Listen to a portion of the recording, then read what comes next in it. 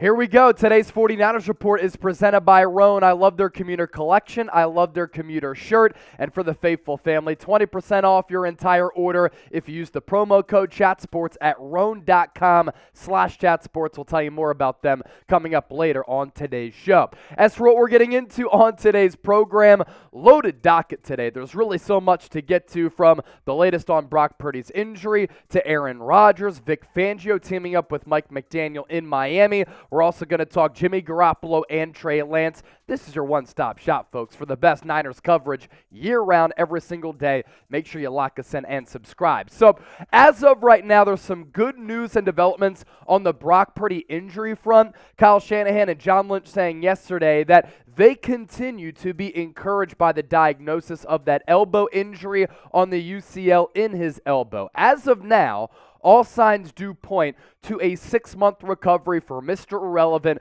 who took the NFL storylines by storm by going 7-0 prior to the NFC Championship game defeat. And if that's the case, the 6-month timeline here, that would mean that Brock Purdy does not need a total Tommy John reconstruction on the ulnar collateral ligament in his elbow.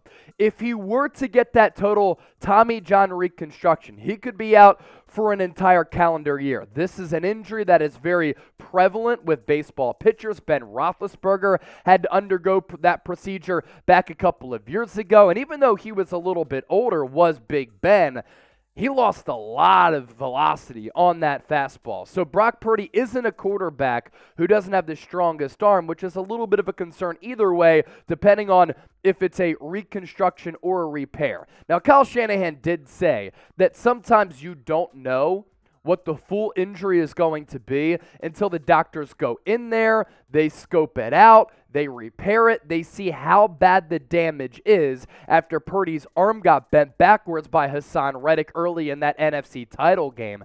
So we'll see what the true injury is once doctors get in there. But if Purdy's injury is the 6-month timeline, obviously that's great news for San Francisco, because as of now, they have quarterback question marks at that position going into 2023, yet again with the Super Bowl capable roster. But if Brock Purdy has to have Tommy John surgery, he's out for an entire year. As of right now, you have one healthy quarterback on the roster pretty much in Trey Lance, who's also suffered from a couple of injuries. And if Brock Purdy's injury timeline is not 6 months, then the Niners will continue to even have more questions at that quarterback spot. Either way, I think you have to worry about Purdy's arm strength to a certain degree. He's a little bit slighter with this frame. It's not like he has a bazooka or a cannon for an arm. So even if it's that 6-month timeline here and Purdy's able to come back for training camp because he's already going to miss off-season activities, what is the zip going to be behind the velocity of that Brock Purdy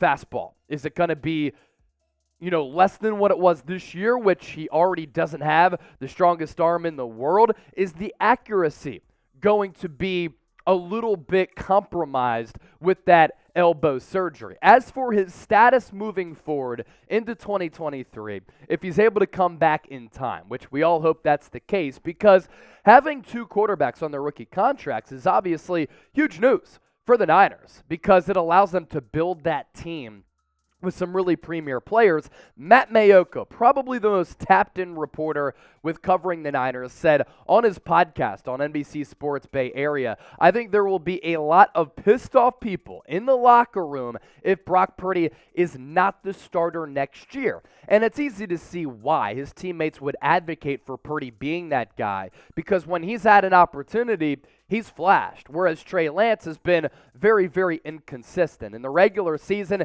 he completed 67% of his passes, 1,300-plus yards, 13 touchdowns to 4 interceptions, 8.1 yards per completion. In the playoffs, also pretty good, even though he struggled a little bit against the Dallas Cowboys. Thought that he was able to make some big throws late, completed 65% of his passes for 3 touchdowns, no picks, 9 yards per reception, 569 yards. As for who is going to be the starter in 2023, you make the decision here, because as of right now, it's a 2-horse race. Aaron Rodgers, somewhat unlikely. Tom Brady, he retired. And I don't think that San Francisco is going to go after a veteran out there when you have two talented quarterbacks with a lot of potential, because we've seen flashes from both. So pick a starter here. TL for Trey Lance, BP for Brock Purdy. Let us know down below in the comment section. As I mentioned off the top of the program, 49ers Report is presented by Roan. 20% off your entire order if you head to roan.com/chatsports with the promo code chatsports.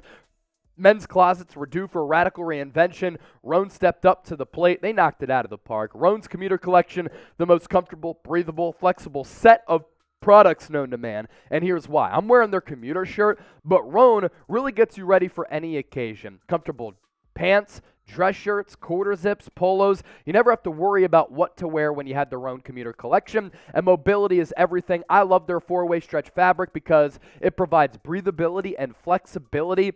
And the technology that they have on these shirts is phenomenal because that stretchable fabric is awesome and it's always so comfortable, and you don't have to actually have the hassle of going to the dry cleaner thanks to Roan. So one more time, it's RHONE.com/chatsports. Wrinkle release technology, gold fusion anti-odor technology will have you smelling fresh, looking good, because when you look good, you feel good. Roan.com/chatsports, 20% off your entire order.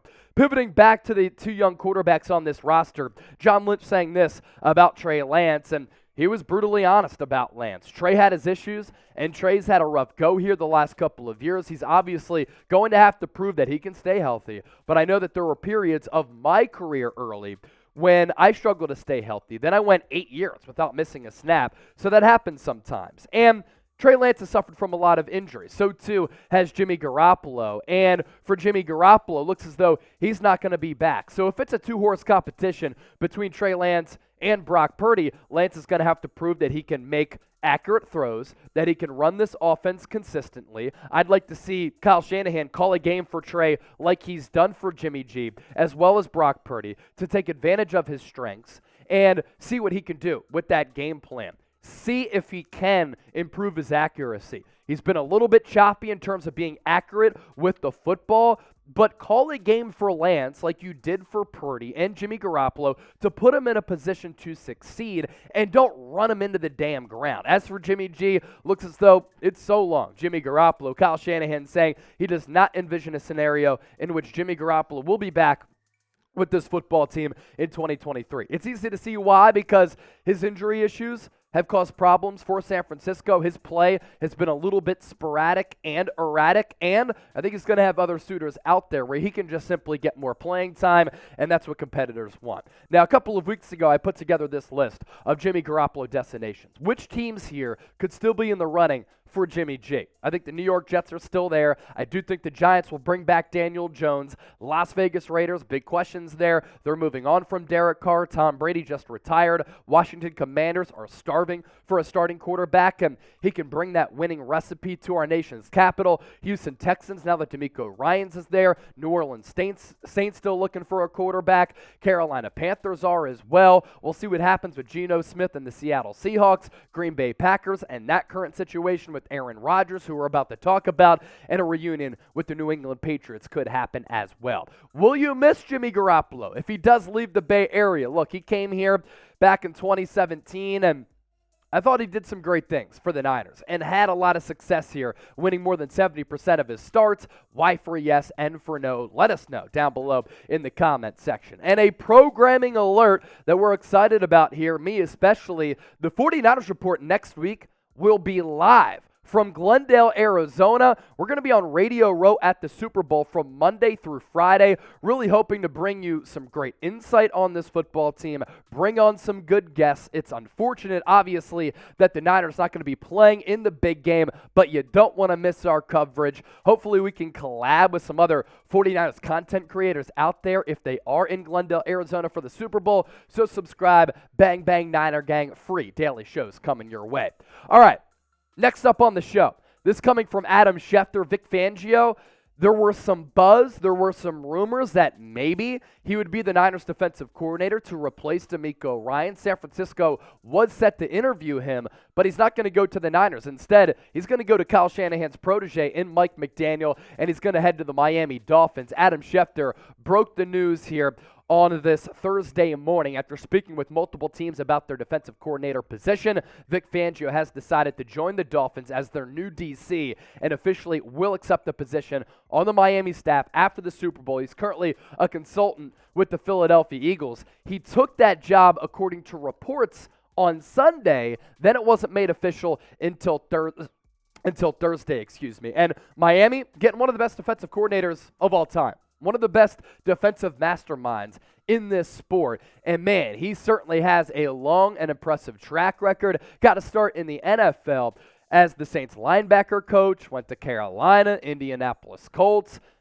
Houston Texans, Baltimore Ravens, was the Stanford defensive coordinator in 2010 with Jim Harbaugh, and then goes to the Niners from 2011 to 2014 with Harbaugh and was terrific.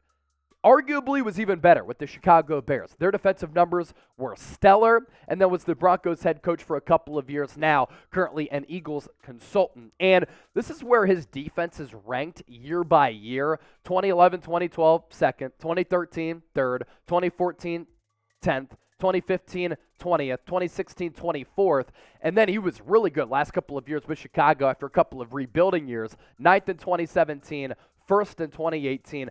Then with Denver, pretty solid, but his offenses weren't all that great. Wins and losses weren't there. 12th, 20th, and 3rd in his 3 years in the Mile High City. And this was kind of known, and I felt as though maybe Vic Fangio wasn't going to be a fit with the Niners, because at the end of the season press conference, Kyle Shanahan, John Lynch were talking about this defense and them looking for a new defensive coordinator. And Kyle Shanahan said, "We want defensive continuity," meaning he wants to have the same scheme because it's worked so well over the last couple of years.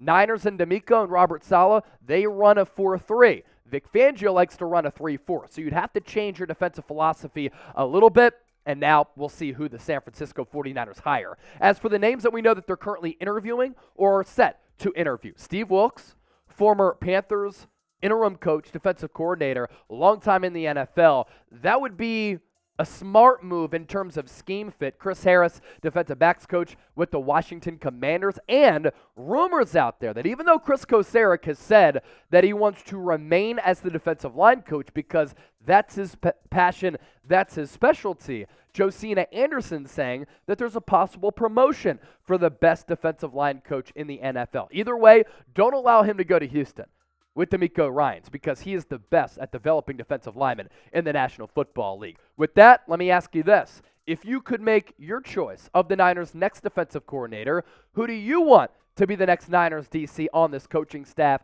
Drop us a name or even give us some names down below in the comment section.